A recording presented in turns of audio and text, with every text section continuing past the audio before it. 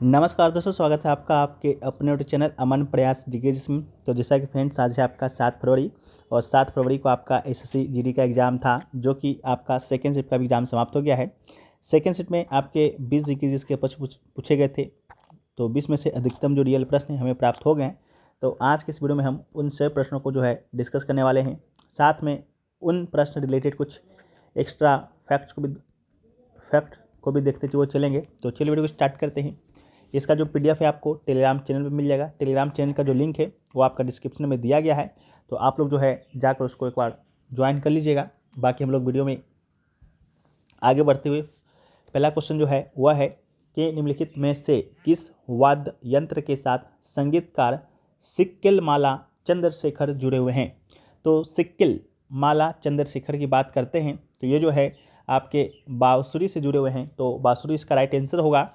सिक्किल माला चंद्रशेखर दक्षिण भारतीय कर्नाटक के प्रसिद्ध वैज्ञानिक हैं और माला चंद्रशेखर का जो जन्म है एक संगीत परिवार में जो है आपका हुआ था।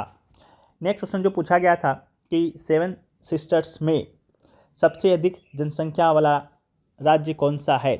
तो 7 सिस्टर की बात करते हैं तो पूर्वोत्तर भारत के 7 राज्यों को है 7 बहनों की संख्या दी जाती है, तो उसमें से सबसे अधिक जो जनसंख्या है वो है आपका असम का, तो इसका राइट आंसर आपका असम होगा। इसके अलावा 7 बहनों के बारे में कुछ और महत्वपूर्ण तथ्य देखें तो सबसे बड़ा क्षेत्र की जब हम लोग बात करते हैं तो यह है आपका अरुणाचल प्रदेश।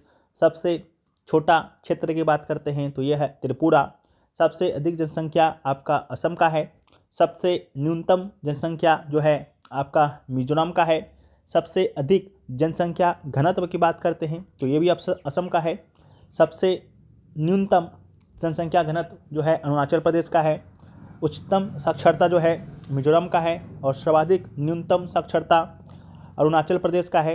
और विश्व का सबसे बड़ा नदी द्वीप जो है असम में ही स्थित है, माजुली द्वीप। और भारत का सबसे लंबा जो पुल है असम में ही लोहित नदी पर बना भूपेन हजारिका ब्रिज है। ठीक है। नेक्स्ट क्वेश्चन पूछा गया था कि एशियाई खेल 2014 में भारत कितने सालों बाद जो है स्वर्ण पदक जो कि जीता था। तो इसका जो राइट आंसर होगा वो आपका 16 साल हो जाएगा। 2014 के एशियाई खेलों में जो है भारत ने 57 पदक अपने नाम जो है किया था और 16 सालों बाद जो है स्वर्ण पदक जीता था पाकिस्तान को हराकर। बाकी 14 का जो एशियाई खेल है आधिकारिक तौर पर 17वां एशियाई खेल था, दक्षिण कोरिया के इंचियोन में आयोजित किया गया था और चीन ने इस समारोह में कुल 345 पदक अपने नाम किए थे। पहला स्थान पर भी चीनी था, उसके बाद सेकंड पर आपका दक्षिण कोरिया था, थर्ड पे आपका जापान था। ठीक है। और जबकि कंबोडिया ने अपना पहला एशियाई खेल स्वर्ण पदक जो है इसी में जीता। इस आयोजन में कुल 45 राष्ट्रों ने जो है भाग लिया था। नेक्स्ट क्वेश्चन पूछा गया कलामंडलम कल्याणकुट्टी अम्मा किस राज्य से संबंधित हैं। तो कलामंडलम कल्याणकुट्टी अम्मा की बात करते हैं तो इनका जो संबंध है आपका केरल का है। और कौन से शास्त्रीय नृत्य से संबंधित हैं, तो जब आपका केरल से ये संबंधित है तो मोहिनीअट्टम शास्त्रीय नृत्य से ही संबंधित होंगे।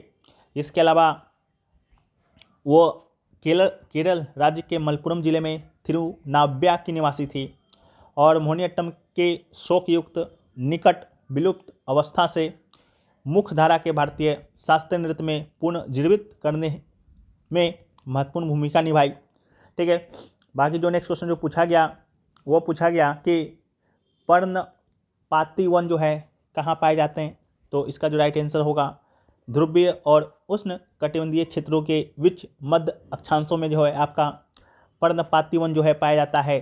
इसके अलावा भारत के अधिकांश हिस्से में उष्ण कटिबंधीय पर्णपाती वन या कहे तो पतझड़ वन जो है पाया जाता है। जिन क्षेत्रों में भी 70 सेंटीमीटर से 200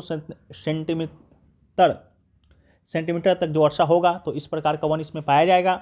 इसके अलावा पर्णपाती या पतझड़ वन के पेड़ों से गर्मी के मौसम में पत्ते जो हैं झड़ते हैं और इन्हें मानसून वन भी कहा जाता है। जल की उपलब्धता के आधार पर इन वनों की 2 किस्में होती हैं। पहला आर्द्र पर्णपाती वन जहाँ भी 100 से 200 सेंटीमीटर वर्षा होगा। इसके अलावा इस प्रकार की वन मुख्य रूप से जो है भारत के पूर्वी हिस्से जैसे कि पूर्वोत्तर राज्यों में हिमालय के गिरिपद, झारखंड, पश्चिम उड़ीसा और छत्तीसगढ़ में पाए जाते हैं। इसके अलावा पश्चिमी घाट के पूर्वी ढाल पर भी आर्द्र पर्णपाती वन पाए जाते हैं। दूसरा जो है आपका शुष्क पर्णपाती वन है, जहाँ भी 70 से लेकर 100 सेंटीमीटर तक वर्षा होगा वहाँ पर इस प्रकार के वन पाए जाएंगे, जैसे कि बिहार हो गया, उत्तर प्रदेश हो गया। इसके अलावा पर्णपाती वन के महत्वपूर्ण पेड़ की बात करते हैं तो सागौन, बांस, साल, शीशम, चंदन, खैर, कुसुम, अर्जुन, सहतूत आदि है। और प्रमुख जंतु की बात करते हैं तो शेर, बाघ, सूअर, हिरन और हाथी। इसके अलावा यहाँ नाना किस्म के पक्षी, छिपकलियाँ और सांप और कछुए भी पाए जाते हैं। नेक्स्ट क्वेश्चन पूछा गया कि संघ सूची और राज्य सूची भारत के संविधान की किस अनुसूची में जो है दिया गया है, तो इसका जो राइट आंसर होगा आपका 7वीं अनुसूची आपका राइट आंसर होगा। भारत के संविधान की 7वीं अनुसूची राज्यों और संघों के बीच शक्तियों और कार्यों के आवंटन को जो है परिभाषित और निर्दिष्ट करता है। अनुसूची में 3 सूचियाँ दिया गया है, संघ सूची, राज्य सूची और समवर्ती सूची। संघ सूची पर कानून बनाने का जो अधिकार होता है वो आपका संघ को होता है, केंद्र के पास होता है। राज्य सूची के पास कानून बनाने का अधिकार आपका राज्य के पास होता है। और समवर्ती सूची पर कानून बनाने का अधिकार जो होता है राज्य भी बना सकता है और केंद्र भी बना सकता है। संघ सूची की बात करते हैं तो मूल रूप से आपके 97 विषय थे, लेकिन वर्तमान में आपके 100 विषय हैं। और राज्य सूची की बात करते हैं तो अभी आपका 61 विषय है और शुरुआत में आपका 66 था। और समवर्ती सूची की बात करेंगे तो इसमें जो है आपका 52 विषय आपका शामिल है। ठीक है, नेक्स्ट क्वेश्चन जो है वो पूछा गया कि खेलो इंडिया विंटर गेम्स 2023 जो है, खेलो इंडिया विंटर गेम्स का कौन सा संस्करण था, तो इसका राइट आंसर आपका तीसरा होगा। यह आपका तीसरा संस्करण था जो कि जम्मू कश्मीर में आयोजित हुआ। नेक्स्ट क्वेश्चन पूछा गया संस्कृति मंत्रालय के वर्तमान मंत्री कौन हैं, तो गजेंद्र सिंह शेखावत जो है आपका राइट आंसर होगा। इससे पहले जो है जी किशन रेड्डी आपके संस्कृति मंत्रालय के मंत्री हुआ करते थे, लेकिन वर्तमान में जो है गजेंद्र सिंह शेखावत है। अगला है कि महाराष्ट्र में हिंदुओं के द्वारा मनाया जाने वाला नववर्ष क्या नाम है, तो इसका राइट आंसर आपका गुड़ी पड़वा होगा।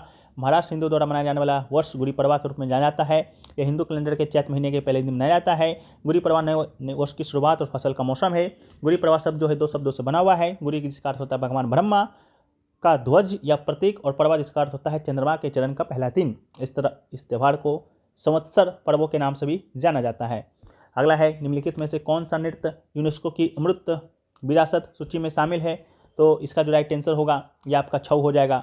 वर्ष 2010 में जो है छऊ नृत्य को जो है यूनेस्को के द्वारा मानवता की अमूर्त सांस्कृतिक विरासत की प्रतिनिधि सूची में अंकित किया गया। उड़ीसा सरकार ने 1960 में सरायकेला में एक सरकारी छऊ नृत्य केंद्र और 1962 में जो है बारीपरा में मयूरभंज छऊ नृत्य प्रतिष्ठान की स्थापना जो है किया।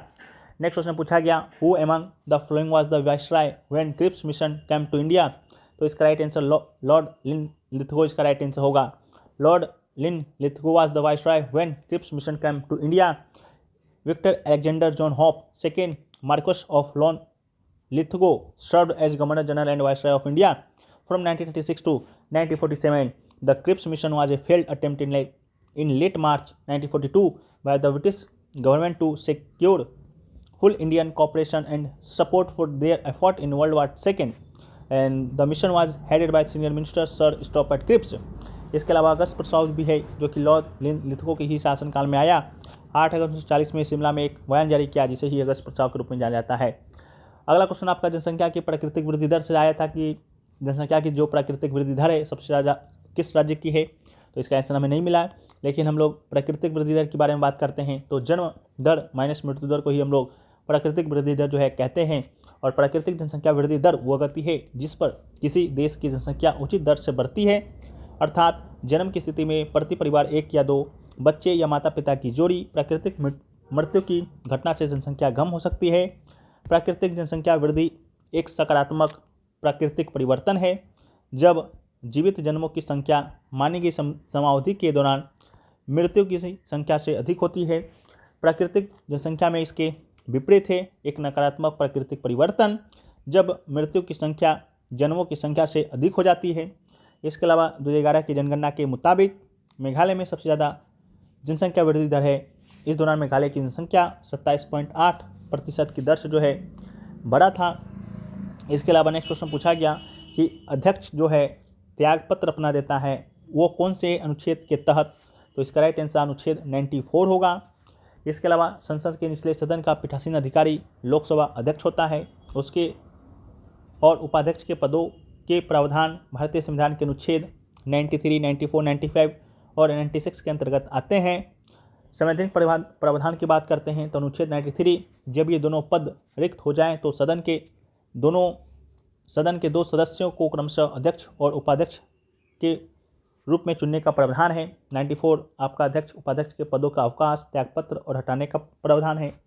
अनुच्छेद 95 जो है उपाध्यक्ष या अन्य व्यक्तियों की अध्यक्ष के पद के कर्तव्यों का पालन करने, अध्यक्ष के रूप में कार्य करने की शक्ति से संबंधित है।